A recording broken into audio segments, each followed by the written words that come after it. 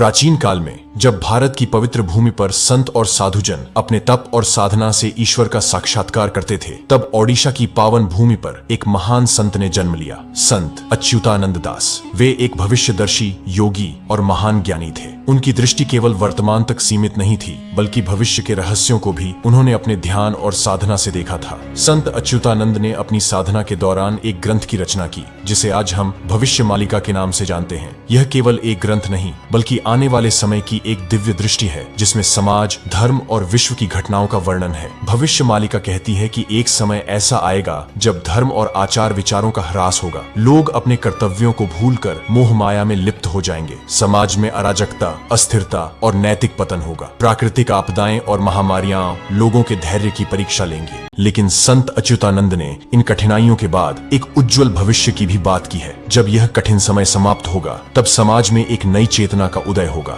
धर्म और आचार विचारों का पुनर्जन्म होगा और मानवता सत्य, अहिंसा और प्रेम के मार्ग पर वापस लौटेगी। भविष्यमालिका केवल एक ग्रंथ नहीं, बल्कि यह हमारी आत्मा को जागृत करने का संदेश है। यह हमें यह बताता है कि चाहे कितनी भी कठिनाइयां क्यों ना आए, हमें अपने धर्म और सत्य के पथ पर अडिग रहना चाहिए। आइए संत अच्युतानंद के इस दिव्य संदेश को आत्मसात करें और उनके द्वारा दिखाए गए मार्ग पर चलने का प्रयास करें, क्योंकि आने वाला समय केवल कठिनाइयों का नहीं, बल्कि आध्यात्मिक जागरण और नव चेतना का है। भविष्यमालिका हमें प्रेरणा देती है धर्म और सत्य की राह पर चलने की। आइए इस अमूल्य धरोहर को समझें, आत्मसात करें और आने वाले समय के लिए तैयार रहें।